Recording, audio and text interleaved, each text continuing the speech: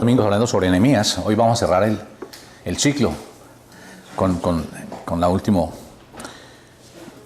enseñanza, la última predicación sobre Nehemías. Pero vamos a orar, vamos a pedir que Dios bendiga este tiempo. Aleluya. Padre, te damos gracias, Señor. Queremos venir delante de tu presencia. Te damos gracias a ti, Señor. En esta mañana queremos disponer nuestro corazón, nuestra vida, todo nuestro ser, Padre, para que tú seas hablando a cada uno de nosotros, Señor. Que tú seas enseñándonos tu palabra y los principios de tu palabra, Dios, en la vida de cada uno. Gracias, Dios, por este libro que estamos estudiando, hemos venido viendo sobre Nehemías, Señor. Y gracias por lo que tú nos has estado enseñando semana tras semana.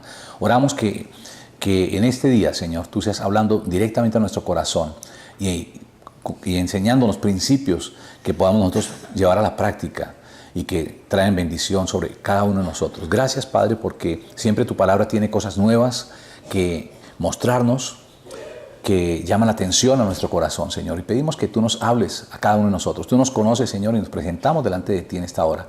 Y pedimos que esa palabra tuya pueda fluir con la libertad, que tu Espíritu Santo pueda ministrarnos a cada uno de nosotros, Señor. Te damos gracias porque tú eres siempre fiel y maravilloso, Señor. En el nombre de Jesús.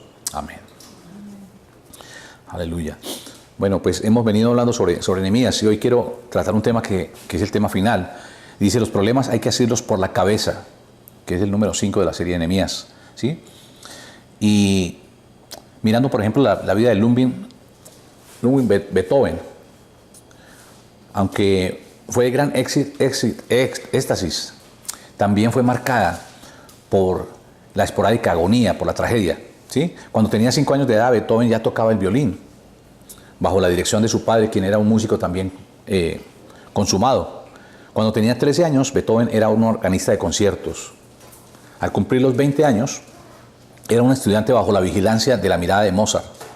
Y en efecto, Mozart pronunció palabras proféticas cuando declaró que en el tiempo en que él ya terminara su vida, Beethoven le daría al mundo algo digno de oírse. Y cuando Beethoven comenzó a desarrollar sus talentos, se convirtió realmente en un prolífero compositor. Durante su vida escribió 9 majestuosas sinfonías, 5 conciertos para piano y sin mencionar las numerosas piezas para música de cámaras.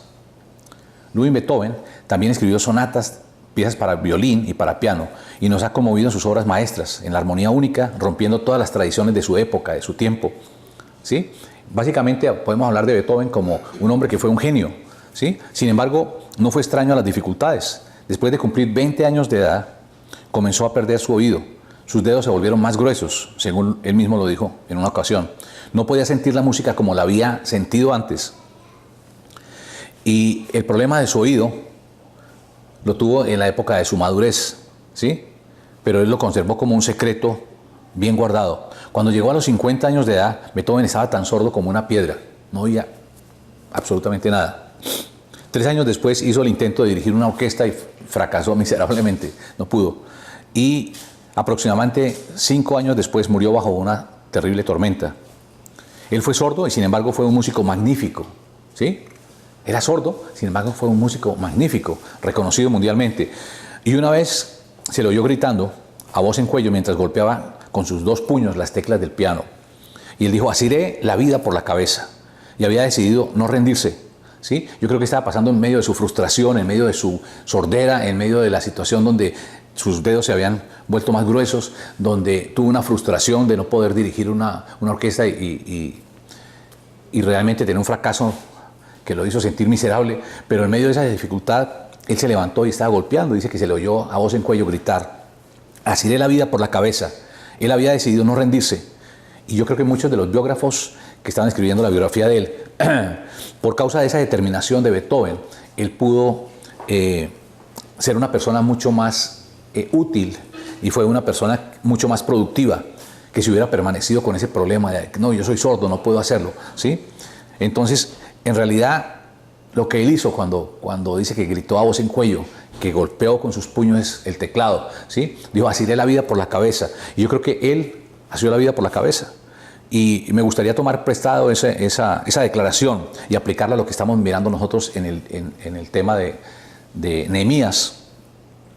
Y esa declaración, mirarla nosotros. Ahora, no quiero hablar de Beethoven. estoy haciendo una introducción de Beethoven y quiero llegar a ese punto donde él dijo que así es las cosas por la cabeza, sino que quiero que miremos nosotros el último capítulo del libro de Nehemías, que es el capítulo 13. Y en ese punto Nehemías se enfrenta a 4 grandes problemas, pero cada uno de ellos los asió por la cabeza. Él estaba decidido a no permitir que los problemas lo dominaran ni dominaran al pueblo para el cual servía. En el libro de Romanos, capítulo 15, el verso 4 dice: porque todas las cosas se escribieron antes para nuestra enseñanza. Se escribieron a fin de que por la paciencia y la consolación de las Escrituras tengamos esperanza. Entonces, cuando nosotros muchas veces vamos a las Escrituras y encontramos pasajes que hablan a nuestro corazón de una manera como que es el momento, uno dice, Dios me mandó esto, ¿sí? Yo no sé si tú has entrado y has llegado a la Escritura y has encontrado algo como que esa es esa palabra de Dios en el momento que tú estás viviendo, ahí lo está dando. Entonces por eso dice, porque todas las cosas se escribieron antes para nuestra enseñanza, se escribieron con el fin de que por la paciencia y la consolación de las Escrituras tengamos esperanza. Romanos capítulo 15, el verso 4. Es muy interesante eso. Entonces, esa palabra que hay escrita en la Biblia se escribió para que nosotros pudiéramos tener consolación en las Escrituras, para que nosotros pudiéramos llegar allá y podamos decir, Señor, gracias porque esa es la respuesta para esa necesidad que yo estoy viviendo en este momento. ¿Sí? Y quiero que podamos encontrar ánimo e instrucción en el gran pasaje que encontramos nosotros en el final del libro, que es el capítulo 13 de Nehemías. Entonces, vamos a ubicarnos. Durante el periodo después de la dedicación del muro, que está en el capítulo 12, Nehemías continuó, él era gobernador, ¿sí? Y continuó estableciendo un gobierno justo dentro de Jerusalén. Con el tiempo nos informa el versículo 6 ya del capítulo 13 que salió de Jerusalén y regresó a desempeñar su primer puesto que él tenía. ¿Recuerdan cuál era el puesto que él tenía? Era copero del rey. Él era copero del rey Artajerjes. Cuando nosotros empezamos a ver el libro de Nehemías, en el capítulo 1, encontramos que está hablando del año 20 del rey Artajerjes. Aquí están hablando del año 32 del rey Artajerjes. O sea que él estuvo durante un periodo de 12 años, ¿cierto? Estuvo primero venía como copero del rey, pero pasó a ser constructor del muro y luego él fue el gobernador y estuvo como el gobernador. Luego dice aquí que regresó a Jerusalén a continuar con su cargo, pero posteriormente volvió a Jerusalén y ahí encontró 4 problemas que dice que los asió por la cabeza. ¿Okay? Entonces, también encontramos que ocurrieron ciertas cosas mientras él estaba ausente. No sabemos cuánto tiempo estuvo ausente, no dice ahí cuánto tiempo estuvo él ausente, pero como quien dice, mientras el gato estuvo ausente, los ratones hicieron fiesta en la ciudad. Sí. Y él encontró, a su regreso, descubrió 4 grandes injusticias. Entonces, miremos en Nehemías, capítulo 13, vamos a leer versículos del 4 al 7. Dice: antes de esto, el sacerdote Eliasib, siendo jefe de la cámara de la casa de nuestro Dios, había emparentado con Tobías y le había hecho una gran cámara. ¿Recuerdan quién era Tobías? No, Tobías, no, Tobías. Estamos hablando de Nehemías, no de los discípulos de Jesús, sino de Tobías. Tobías era un enemigo que fue quien se opuso a Nehemías cuando él fue a construir los muros de Jerusalén, ¿cierto? Estaba Tobías, estaba Sanbalá, y estaba un árabe, y estaba, ¿sí? Un árabe, y había varias personas. Entonces, Tobías era uno de los enemigos realmente del Señor o del pueblo del pueblo hebreo, ¿sí? Entonces dice, versículo 4, antes de esto, el sacerdote Eliasib, siendo jefe de la cámara de la casa de nuestro Dios, había emparentado con Tobías y le había hecho una gran cámara en la cual guardaban antes las ofrendas, el incienso, los utensilios, el diezmo, el grano, del vino y del aceite que estaba mandado para dar a los levitas, a los cantores y a los porteros, y la ofrenda de los sacerdotes. Mas a todo esto yo no estaba en Jerusalén, porque en el año 32 de Artajerjes, rey de Babilonia, fui al rey y al cabo de algunos días pedí permiso al rey para volver a Jerusalén. Entonces supe del mal que había hecho Eliasab por consideración a Tobías, haciendo para él una cámara en los atrios de la casa de Dios. Entonces aquí encontramos que al regreso de Nehemías, Eliasab, quien había sido escogido como jefe de la casa de Dios, ya se había emparentado con Tobías. y había preparado una gran cámara para Tobías. Pues aquí encontramos que Eliasab, más adelante dice que él fue sumo sacerdote, si era la persona responsable de cuidar las cámaras, de cuidar el lugar donde se guardaba el grano, donde estaban todas las cosas de la casa de Dios. Entonces él emparentó con Tobías, y aquí Tobías se registra en el libro que había sido un enemigo de Dios, una piedra en el zapato de Nehemías, básicamente. Y Nehemías se había enfrentado a él en repetidas ocasiones, en que Tobías había tratado de detener la construcción del muro, ¿sí? Entonces, primero le dijo que quería hablar con él, y cuando no, entonces lo estaba haciendo acusaciones, y realmente fue quien criticó y básicamente estuvo asaltando a Nehemías, ¿cierto? Y a lo largo de toda la realización de su proyecto de Nehemías en Jerusalén, Nehemías siempre se aseguró de que nunca Tobías estuviera dentro del muro, ¿sí? Y Tobías era el clásico ejemplo de ese incrédulo rebelde, o ese cristiano carnal, ¿sí? Que hace todas las cosas para que la obra de Dios no pueda funcionar, ¿sí? Sin embargo, mientras Nehemías estuvo ausente, Eliasab había dicho: preparemos una cámara para Tobías, ¿sí? Que es lo que dice en el versículo 5, 4 y 5 dice, 5 dice, y había hecho, bueno, 4 dice, y antes de esto el sacerdote Eliasab, siendo jefe de la cámara de la casa de nuestro Dios, había emparentado con Tobías y le había hecho una gran cámara en la cual guardaban antes las ofrendas, el incienso, los utensilios, el diezmo, el grano, el vino, el aceite, y que estaban mandados dar a los levitas, a los cantores y a los porteros, y la ofrenda de los sacerdotes. Entonces, nosotros vemos aquí que la casa de Dios en aquellos días era diferente de la iglesia de hoy. En esas cámaras se guardaba el grano y todas estas cosas que nosotros vimos. Así que Eliasab había dicho: bueno, limpiemos esta parte que normalmente se dedica al depósito y ofrezcámosela como una habitación, un par de habitaciones agradables para Tobías, ¿sí? Ya lo hemos rechazado bastante tiempo. Coloquémoslo en el atrio de las cámaras, ¿sí? Y aquí el verso 7, el verso 9 dice: y dije que limpiasen, está hablando de Nehemías, y dije que limpiasen la cámara e hiciesen volver allí los utensilios de la casa de Dios, las ofrendas y el incienso. En otras palabras, Nehemías regresó a Jerusalén y halló que Tobías se había infiltrado con sus planes en la casa de Dios. ¿Y qué hizo Nehemías? Nehemías agarró el problema por la cabeza. Sí, en el verso 12 dice, en el verso 8 dice: y me dolió en gran manera, y arrojé todos los muebles de la casa de Tobías fuera de la cámara. Entonces, Nehemías tuvo cuidado de indicarnos ante todo, su posición, su actitud hacia el mal, antes de decirnos la acción que él tomó. Arrojé todos los muebles de la casa de Tobías fuera de la cámara. Y es notable la práctica, incluso terrenal, que puede tener la palabra de Dios. Sí, es interesante esto, que uno muchas veces tiene un concepto de que los santos del Antiguo Testamento eran individuos que tuvieron aureolas y mantos resplandecientes, ¿sí? Y unas sandalias muy bien pulidas y todo eso, pero yo creo que realmente eso no es la esencia de la narración, ¿sí? Aquí encontramos un santo que es Nehemías, ¿cierto? Un hombre de Dios, un hombre que tenía el coraje de pararse delante del rey, de pedirle ayuda al rey, de orar, de interceder, de meterse, de construir ese muro, ¿cierto? De ser luego el gobernador de Jerusalén, empezar a hacer las cosas bien, establecer básicamente un gobierno justo y bajo los principios de Dios. Encontramos nosotros que hubo un avivamiento, ¿cierto? Por cuando él puso a Esdras y empezaron a compartir la palabra de Dios los levitas y los sacerdotes, y les enseñaron, porque ellos tenían una mente caldea. Pero aquí vemos a este hombre que regresa a Jerusalén después de que salió un tiempo de Jerusalén, de ser gobernador, y volvió a su antiguo puesto de ser copero del rey Artajerjes, y aquí regresa a Jerusalén y empieza a encontrar cosas como estas, ¿cierto? Encuentra a que Tobías, su enemigo, que lo había mantenido siempre a raya, que nunca lo había dejado entrar dentro del muro, lo encuentra que está nada menos que en la casa de Dios.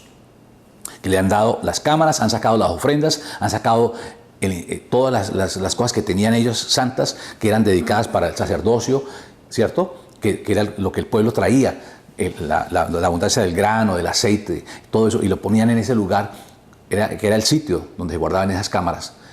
Porque, como digo, la iglesia es distinta a la iglesia de hoy. Habían esas cámaras, y ahí meten a Tobías, el enemigo de Nehemías, el enemigo del pueblo de Dios, ¿sí? Entonces quiero que lo hagamos de esa manera. Entonces, Aquí dice, me dolió en gran manera, ¿sí? Pero ¿cuál fue la actitud que él tuvo? Dijo, arrojé los muebles de la casa de Tobías. Entonces, Nehemías entró en las cámaras y lanzó a la calle todos los utensilios de Tobías. Fue una limpieza total. Tener a Tobías en la casa de Dios era como tener un muerto en la jaula de las gallinas, ¿sí? Es como si nosotros pudiéramos tener un busto de Lutero en el Vaticano. Algo así. No había razón para que Tobías estuviera en la casa de Dios. Dice, y me gusta lo que dice el versículo 9, dije que limpiasen las cámaras, ellos fumigaron el lugar. Nehemías no quería ni siquiera que quedara el olor de Tobías en la casa de Dios. Sí. Ahora, y no es interesante que nosotros realmente no sabemos disgustarnos por las cosas justas. Muchas veces nosotros nos disgustamos y lloramos ante las cosas injustas, pero por las cosas justas no tenemos ese coraje, no tenemos ese celo que vemos nosotros, y es bien marcado en la vida de Nehemías, ¿sí? Ahora, fíjense que Nehemías no se cruzó de brazos y dijo, qué vergüenza, tenemos que orar para saber qué vamos a hacer con esas pertenencias de Tobías. No, él abrió las puertas y dijo, lancen todo fuera, ¿sí? Y uno se puede imaginar, dice, sacaron todas las pertenencias de Tobías, y cuando la habitación estaba completamente barrida y desocupada, entonces metieron el grano y pusieron otra vez volver a colocar lo que debía estar allí, ¿sí? Y yo me imagino, y quiero que ustedes imaginen también la cara de Tobías al llegar en la noche y encontrar donde estaba su casa, donde lo habían ubicado a él, le habían dado tremendas habitaciones y todo, encontrar otra vez eso lleno de grano con todas las ofrendas y todo lo que había allí, ¿sí? Ahora, Nehemías hizo ¿por qué? Hizo esto ¿por qué? Porque Nehemías estaba determinado a no vivir con lo injusto. Y la maldad de Tobías, básicamente, no estaba para que ese lugar que fue construido y dedicado para las cosas justas, él estuviera allá. Hay personas que todavía no se convencen de esto, ¿no? El líder de Dios tiene que guardarse constantemente contra el compromiso. Ese sacerdote Eliasab que nos dice aquí, él estaba comprometido con Tobías. ¿Por qué? Porque él emparentó con Tobías, ¿sí? Entonces había dos cosas que estaban mal. Primero, él emparentó, y los judíos, la idea es que ellos tenían que estar guardados.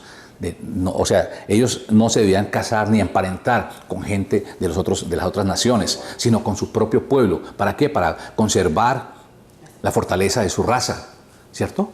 Y entonces aquí vemos que hizo eso. Y número dos, él tenía una autoridad, entonces había un compromiso. Y ese compromiso hizo que él le hiciera, que en las cámaras de la casa de Dios metiera a Tobías. Entonces, nuestros compañeros pueden determinar nuestro carácter. Llegamos a ser como aquellas personas con las cuales nosotros pasamos tiempo. Yo como pastor he escuchado muchas veces algo que me han dicho los padres, ¿sí? Ellos me han dicho, todo comenzó con una mala compañía. La influencia de una mala compañía es algo que daña la vida de una persona. Alguna persona me dijo, mire, cuando yo permití a este individuo que hiciera impacto en mi vida, ese impacto realmente me derribó, me destruyó, ¿sí? Una mala compañía es algo que nos daña. Por eso fue bien celoso, y Nehemías no permitió lo malo. Él agarró el problema por la cabeza. A Nehemías no le importó si perdía los votos como gobernador, no estaba interesado en la competencia popular. Él estaba interesado en limpiar lo malo que había en la casa de Dios.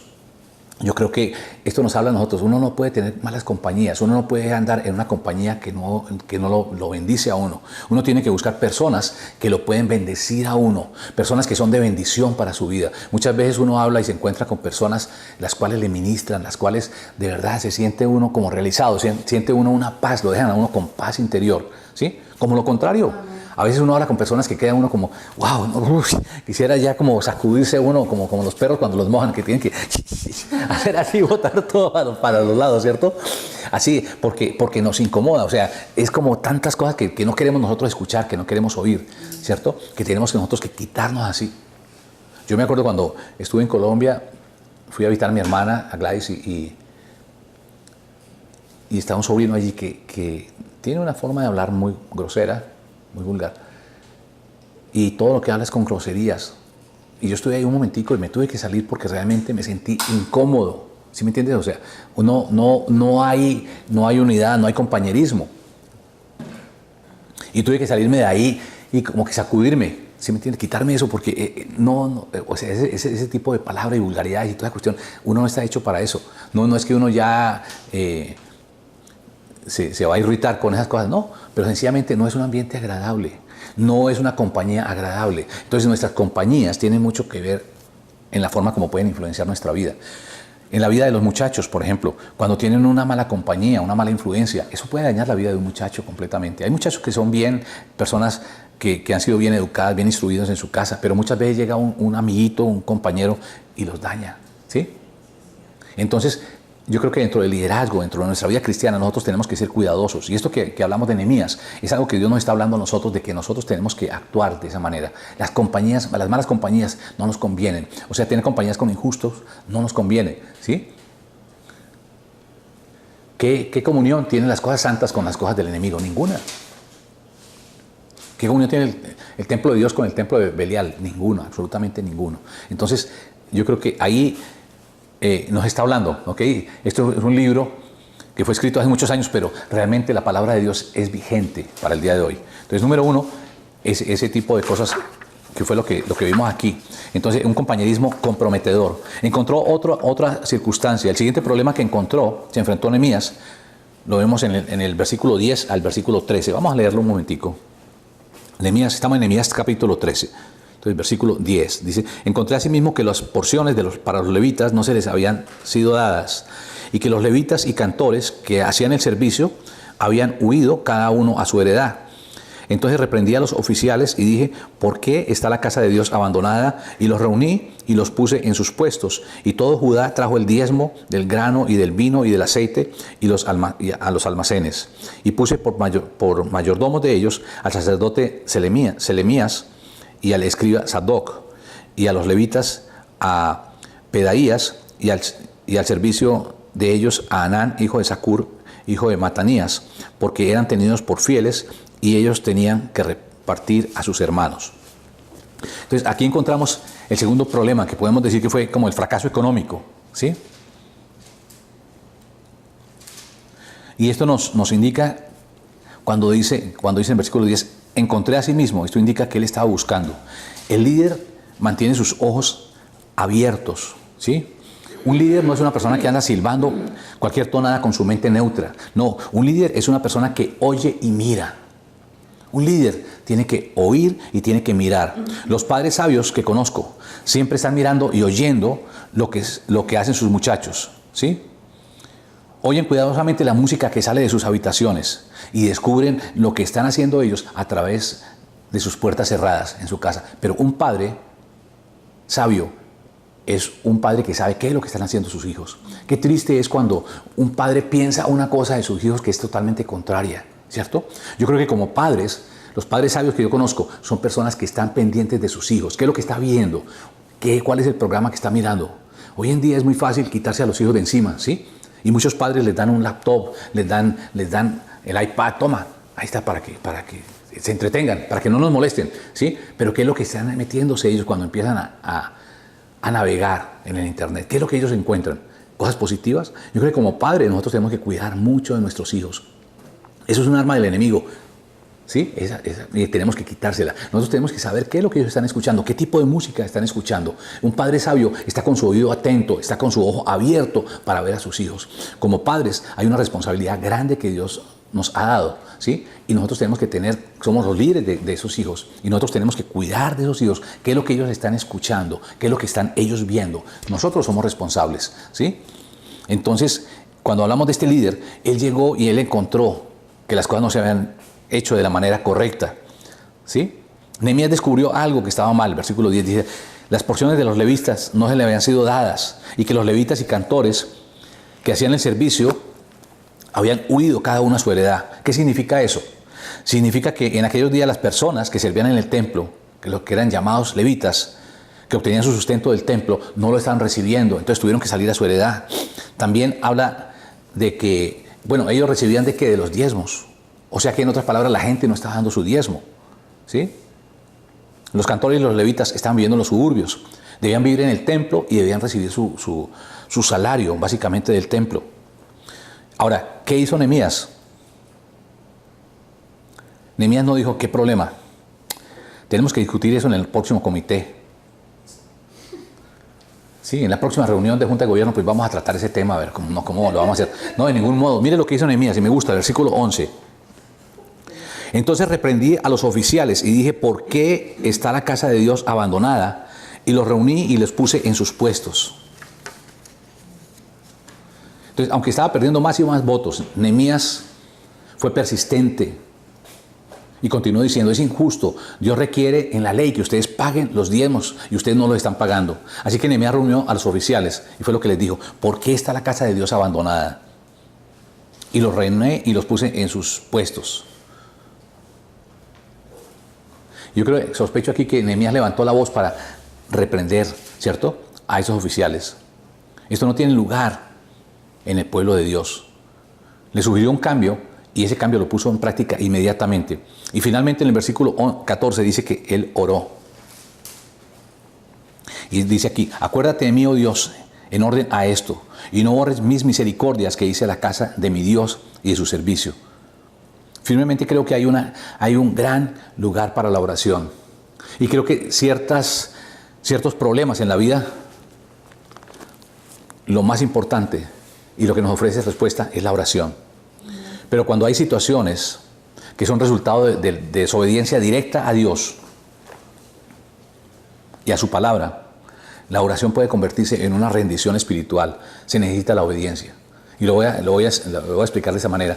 Si nosotros vemos que un niño corre hacia la calle en el momento que pasa un camión, usted no se tira de rodillas y se pone a orar, Señor, bendícelo y protégelo, ¿no? Nosotros salimos inmediatamente detrás de ese niño, ¿cierto? Y aún si no salgamos heridos de esa situación, nosotros vamos a recuperar a ese niño. Y yo creo que eso es lo que Dios está diciendo en ese momento. Hay momentos donde nosotros podemos llegar delante de Dios, rendirnos en oración, arrodillarnos y orar, Señor, bendícenos, ayúdenos, danos sabiduría sobre esta situación. Pero hay momentos donde Dios nos está diciendo, levántate y dedícate a corregir lo que está malo, ¿ok? Entonces, esto es lo que yo hallo en la historia de Nehemías. Él nos enseña algo que nosotros podemos aplicar a nuestros días. Todo esto es parte de la acción, el asir los problemas por la cabeza. Algo que me llamó la atención de Beethoven fue eso, ¿no? Por eso estoy tomando prestada esa palabra. Porque yo creo que en Nehemías encontramos un líder que tenía pantalones, como se dice. Un líder que tenía sus pantalones bien puestos, bien colocados. Un líder que confrontó lo que estaba mal, ¿sí? Él encontró que estaba metido Tobías allí en el lugar de la ofrenda, ¿cierto? Y lo hizo salir, hizo sacar todas sus cosas, las tiró fuera, ¿sí? Un líder que se paró y se puso donde tenía que ponerse. Y aquí encontramos que hay otra situación. Los levitas se habían ido, los cantores se habían ido. Entonces no se estaba desarrollando el sacerdocio, no se estaba desarrollando realmente lo que tenían que hacer dentro de la casa de Dios. Y él vino y puso orden. Él los confrontó. Mira, ustedes, ¿qué es lo que están haciendo? Como pueblo de Dios, nosotros tenemos que hacer esto. Y ustedes no lo están haciendo. Como pueblo de Dios, Dios nos ha exigido y Dios nos dice que nosotros tenemos que dar nuestros diezmos y nuestra ofrenda. Y no lo estamos dando. Estamos robando a Dios. Sí, los confrontó. Entonces, yo veo aquí que es un líder que realmente tomó las cosas por la cabeza. En el momento que tenía que hacerlo, los confrontó. ¿Cierto? Ahora, nosotros tenemos que recordar una cosa acerca de eso. Todo lo que nosotros somos y todo lo que nosotros tenemos viene ¿de quién? De las bondadosas manos de Dios. Cuando nosotros como cristianos somos agradecidos y entendemos eso, nosotros damos nuestro diezmo y nuestra ofrenda, ¿sí? Y no hago esto con el propósito de que la gente dé o no dé. Yo creo que el dar tiene que ser algo que nace del corazón. No es una cosa que es obligada. Yo creo que un púlpito, nosotros como pastores no debemos usar un púlpito para que la gente estar acosando a la gente para que la gente dé en todo momento. Yo creo que tenemos que enseñar la palabra de Dios, los principios de Dios, y cuando nosotros enseñamos esos principios de Dios, la gente puede tener una relación con Dios de tal manera que quiere agradarlo a Él. Y agradar a Dios, parte de agradar a Dios es dar nuestros diezmos y nuestra ofrenda, ¿sí? Entonces cuando nosotros entendemos, Señor, gracias porque si yo tengo esta casa, si yo tengo mi carro, si yo tengo un trabajo, si yo tengo salud, es porque todo eso tú me lo has dado. Y es la verdad. Nosotros podemos ser personas que somos luchadores, emprendedores, pero si no tenemos la bendición de Dios, eso no sirve para nada. Hemos visto gente mucho más inteligente que nosotros, con más capacidad, con más estudio, con más talento, fracasados. ¿Sí o no?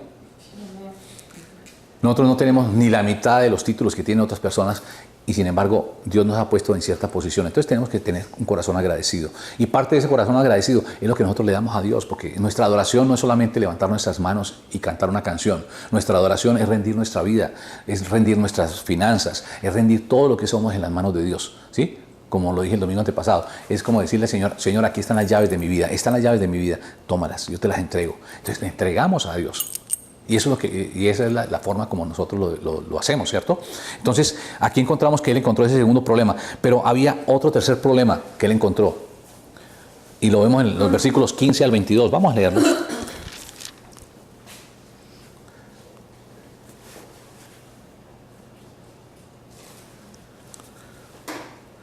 Dice, en aquellos días vi en Judá algunos que pisaban en lagares en el día de reposo y que acarreaban haces y hacían cargas y cargaban asnos con vino y también de uvas, de higos y de toda suerte de carga, y que traían a Jerusalén en día de reposo, y los amonesté acerca del día en que vendían las provisiones. También había en la ciudad tirios que traían pescado y toda mercadería, y que vendían en el día de reposo a los hijos de Judá en Jerusalén. Y reprendí a los señores de Judá y les dije que qué mala cosa es que vosotros hacéis profanando el día de reposo. ¿No hicieron así nuestros padres y trajo nuestro Dios todo este mal sobre nosotros y sobre esta ciudad? Y vosotros añadís ira sobre Israel profanando el día de reposo. Entonces es interesante que él encontró que ellos habían secularizado básicamente el día de reposo. Y tenemos que entender que el día de reposo no es lo que nosotros estamos conocidos como el domingo. El día de reposo dentro del sistema judío era el día sábado, era el día de descanso, era el día del cumplimiento del día de que nuestro Creador se paró para descansar después de que hizo la creación. Ahora, fíjate que ellos secularizaron el día de reposo. Y si nosotros nos devolvemos un momentico, vamos a devolvernos aquí un momentico, pero vamos a seguir en el capítulo 13. Vamos a ir al capítulo 10, verso 31, que fue el que vimos la otra vez, ¿cierto? Ellos están haciendo una promesa. Recuerdan que en la anterior ellos hicieron una promesa y ellos hicieron algo escrito que lo llevaron, que tenían la firma de Nehemías y la firma de todos. Entonces ellos dijeron, así que, en el versículo 31, asimismo, que si los pueblos de la tierra trajesen a vender mercaderías y comestibles en el día de reposo, nada tomaríamos de ellos en ese día ni en otro día santificado, y que el año séptimo dejaríamos descansar la tierra y remitiríamos toda deuda. ¿Sí? Fíjate que, bueno, aquí nosotros lo tenemos de un capítulo, básicamente 2 capítulos adelante. Pasó pues una serie de tiempo, ¿cierto? Eso es tiempo, esos son algunos años. Pero aquí, ¿qué encontramos? Aquí encontramos que secularizaron el día de reposo. En otras palabras, el pueblo dijo que iban a guardar al pie de la letra el día de reposo espiritual. Y Nehemías andaba por la ciudad y encontró que estaban en las mismas prácticas que antes. ¿Sí? Nehemías tuvo que haber movido la cabeza con desánimo. Las promesas todavía estaban frescas en la mente de Nehemías, lo que ellos hicieron. ¿Sí? Dijo, y los amonesté acerca del día en que vendían las provisiones. No hay nada injusto en lograr ganancias y nada malo en absoluto en hacer un buen negocio, aunque sea vender pescado. Simplemente en la administración judía no se debía hacer eso el día de reposo. ¿Qué hizo Nehemías? No movió la cabeza en forma pasiva y dijo, muchachos, realmente necesitamos hacer algo. No, él no lo hizo así. Él agarró el problema por la cabeza. Versos 17 al 19 dice, y le reprendí a los señores de Judá y les dije, qué mala cosa es esta que vosotros hacéis profanando así el día de reposo. ¿No hicieron así nuestros padres y trajo nuestro Dios todo este mal sobre nosotros y sobre esta ciudad? Y vosotros añadís ira sobre Israel profanando el día de reposo. Sucedió pues que cuando iba oscureciendo a las puertas de Jerusalén antes del día de reposo, dije que cerrasen las puertas y ordenó que no las abriesen hasta el día de reposo. Esto significa que cerraron las puertas cuando se ocultaba el sol. ¿Sí? O sea, para nosotros, en nuestro tiempo, es como si el día de reposo empezaba el viernes a las 6 de la tarde y terminaba el sábado a las 6 de la tarde. Esa es la forma como ellos lo hacían. ¿Sí? Dije que cerraran las puertas y ordené que no las abriesen hasta después del día de reposo. Ahora, ¿dejó Nehemías la cosa ahí? En ninguna manera. Él tuvo que haberse dicho, los mercaderes tienen alguna manera de abrir las cerraduras y ellos pueden traspasar esas puertas. Tenemos que vigilar a esos tipos. No son todos, pero hay algunos que lo hacen. Y el versículo sigue diciendo, y puse a las puertas algunos de mis criados para que en día de reposo no introdujeran carga. Entonces, si ellos tenían sus compinches, ¿cierto? Muchas veces tienen la persona que los deja pasar, tome la platica. Eso es todo, siempre ha existido, ¿cierto? Siempre ha existido. Tome la platica y abra las puertas y déjenos meter esa mercancía aquí por este ladito. Entonces medio abren la puerta y metían su mercancía. ¿Qué pasaba? La mercancía aparecía adentro. Entonces Nehemías se quedó pensando y dijo, ok, ya les dije que no hicieran esto, tal cosa. Pero por aquellos que son los vivazos, que sí, que tienen su forma de abrir las cerraduras y entrar las cosas. Entonces dice, mandé a mis criados. Entonces, que más asegurada la cuestión. Y me encantan estos dos versículos siguientes, el versículo 20 y el 21. Vamos a verlo. Y se quedaron fuera de Jerusalén una y dos veces los negociantes y los que vendían toda especie de mercancía. Y les amonesté y les dije, ¿por qué os quedáis vosotros delante del muro? Si lo hacéis otra vez, os echaré mano. Desde entonces no vinieron en día de reposo. ¿Sí? Fíjate que él no se ponía por las ramas a hablar con la gente. Él iba al grano. Ok, vamos a cerrar las puertas y vamos a hacerlo. ¿Sí? Sí. Pero no solamente se quedó ahí, dijo, pero como hay sus vivazos, entonces los vivazos también los vamos a parar aquí. Y puso a sus criados y se hizo las cosas. Y después de esto, vio que se quedaban parados y duraron ahí parados 1 y 2 veces. Eso. Y entonces les dijo, venga para acá, mire, yo los vuelvo a ver a ustedes y les echo mano. O sea, conmigo no jueguen, esto es así, porque el día de reposo es un día sagrado que nosotros lo dedicamos a Dios. Entonces es santificado. Ustedes no me van a cambiar esto acá. Y entonces volvió a poner a funcionar las cosas. ¿Sí? Entonces, vemos que hubo un cuarto problema en el cual se enfrentó Nehemías, y tal vez este asunto en particular afectó más que cualquiera otro de los 3 que hemos mencionado. Entonces encontramos en Nehemías 23 y 24, ahí está el problema. Dice, asimismo, en aquellos días, vi asimismo en aquellos días a judíos que habían tomado mujeres de Asdod, amonitas y moabitas, y la mitad de sus hijos hablaban la lengua de Asdod, porque no sabían hablar judaico, sino que hablaban conforme a la lengua de cada pueblo. Y reñí con ellos. Es interesante, cuando tú miras Nehemías en este capítulo 13, fíjate una cosa, aquí en el capítulo 13, en el verso 1, dice, y en aquellos días se leyó en el libro de Moisés, oyéndolo el pueblo, fue hallado escrito que los amonitas y moabitas no debían entrar jamás en la congregación de Dios, por cuanto no salieron a recibir a los hijos de Israel con pan y agua, sino que dieron dinero a Balán para que los maldijera, mas nuestro Dios volvió la maldición en bendición. Cuando oyeron pues la ley, separaron de Israel todos los mezclados con extranjeros. Entonces, fíjate que ellos habían hecho una promesa mucho antes, que le habían escrito, que no se iban a mezclar y todo eso. Aquí, al empezar el capítulo 13, leyeron la ley, y ¿qué fue lo que dijeron? Que no se debían mezclar con los amonitas, con los moabitas, con ellos no se debían mezclar. ¿Y qué es lo que encuentra aquí? Sale Nehemías y da su vuelta. Y cuando hablamos del líder, el líder que escucha y el líder que ve. Sale y da su vuelta y encuentra que habían personas del pueblo que se habían mezclado y sus hijos ni siquiera hablaban judaico, sino estaban hablando el idioma de Asdod y de los pueblos donde ellos venían. Ese idioma, ¿sí? Y aquí sí que vemos un líder bravo. Si usted no había visto bravo a Nehemías, téngase que aquí sí lo vamos a ver bravo. Dice, pues el hebreo era la lengua de las escrituras, ¿cierto? Y si ellos no hablaban hebreo, porque hablaban la lengua de las dos, ellos no podían entender, o sea, a ellos no les servía eso de nada. El verso 25 dice, y reñí con ellos y los maldije. Y esto no quiere decir que utilizó profanaciones, más bien significa que los trató sin respeto ni consideración, con deshonra. Es un término que implica amenazar con desprecio.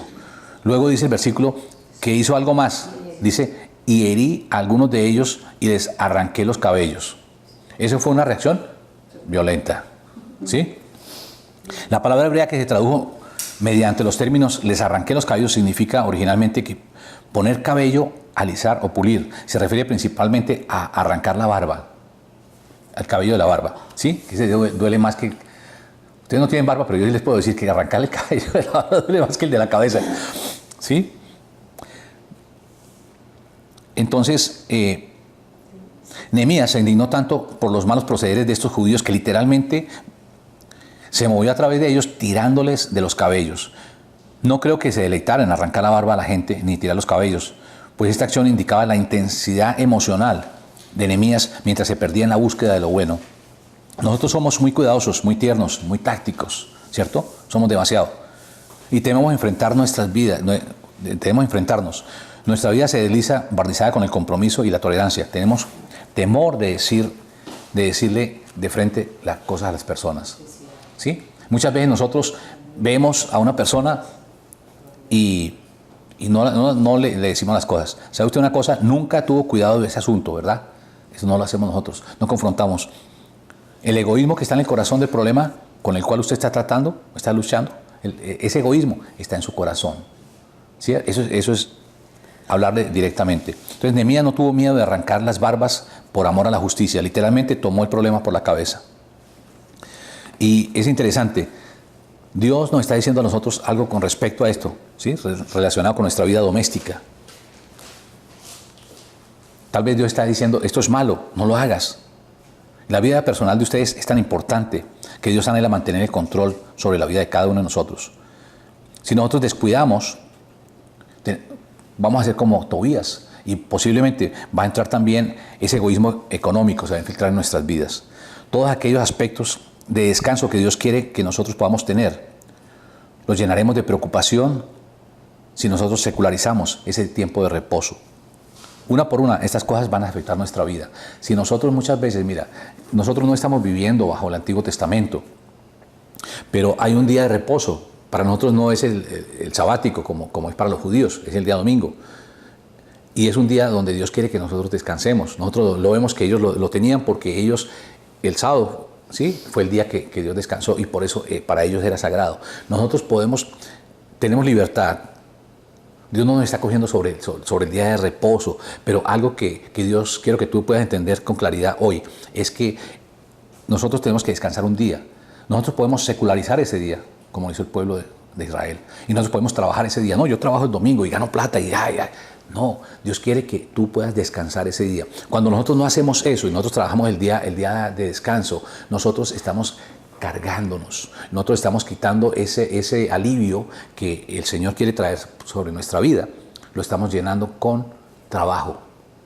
Y quiero que entiendas eso. Dios no lo hace y no lo veas dentro de un aspecto legalista, sino creo que Dios nos está hablando a nosotros para que nosotros podamos entender las cosas. Yo creo que esto de Nehemías es algo que nos refleja hacia nosotros, ¿sí? Dios tiene interés en nuestra vida. Tal vez Dios nos está hablando y nos está diciendo, mira, no hagas esto, saca aquello. Es muy importante que nosotros podamos ser consecuentes con eso que Dios nos dice. Porque no hacerlo es como meter a Tobías, como lo metió ese sacerdote, ¿cierto? Su pariente lo metió allá, fue el que lo metió. Pero realmente él no tenía que estar ahí. Entonces, Dios quiere que nosotros podamos disfrutar, que nosotros podamos tener ese alivio en nuestra vida. Ningún líder se atreve a jugar con el mal. Hay que hacerlo por la cabeza. La pasividad es un enemigo. Y quiero terminar con esto. Hay 4 maneras como Nehemías tomó la pasividad por la cabeza. Número 1, Nehemías hizo frente a la injusticia.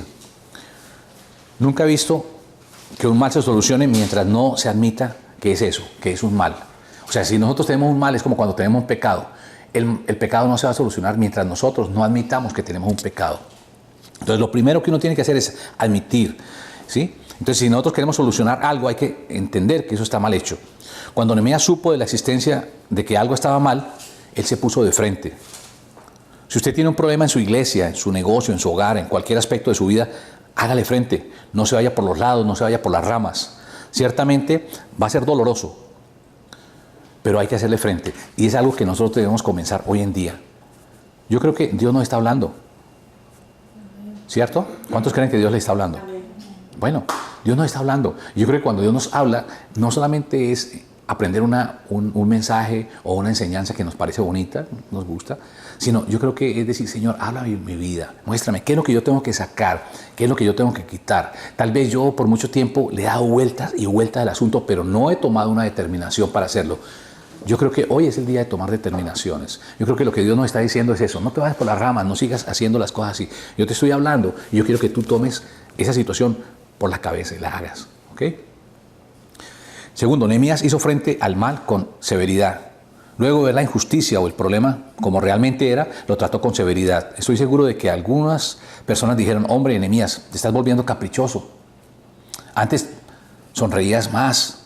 La próxima vez que seas gobernador no vamos a votar por ti. Y yo creo que igualmente Nehemías pensó, dijo, a mí no me importa. Para mí lo importante es que yo soy responsable delante de Dios. Lo otro me tiene sin cuidado. Finalmente no fue la gente quien subió a Nehemías, ¿sí? Fue el rey Artajerjes, ¿cierto? Y cuando una persona, un siervo de Dios está haciendo lo que Dios lo manda a hacer, sí, posiblemente nos vamos a echar muchos enemigos, pero a nosotros no nos tiene en pie la gente, a nosotros nos tiene en pie Dios. Entonces, nuestra vida no tiene que desviarse por el aplauso del público, pero Nehemías permaneció firme. Él no era un buscapleito, simplemente trató el pecado con severidad. Cualquier líder que espere ser respetado tiene que tratar con severidad, de la misma manera, el pecado. Número 3, Nehemías trabajó hacia una permanente corrección. No es suficiente simplemente condenar lo malo. ¿Sí? Hay mucha gente que llega y condena lo malo. Mira, esta persona está haciendo esto mal. No nos quedemos ahí. Yo creo que hay que avanzar. Hay que hacer algo para sustituirlo. Cuando él vio algo malo, inmediatamente lo sustituyó por una cosa buena. Y me siento emocionado de la manera como la palabra de Dios comunica esto en la Biblia. Cada vez que Dios nos dice a nosotros, no hagas esto, lo respalda con otra declaración que dice, en vez de eso, haz aquello. Dios siempre establece un equilibrio entre lo positivo y lo negativo. Así que tiene que ser esto en nuestra vida. Cuando usted agarra algo malo por la cabeza y planea deshacerse de ello, algo mejor debe tomar su lugar.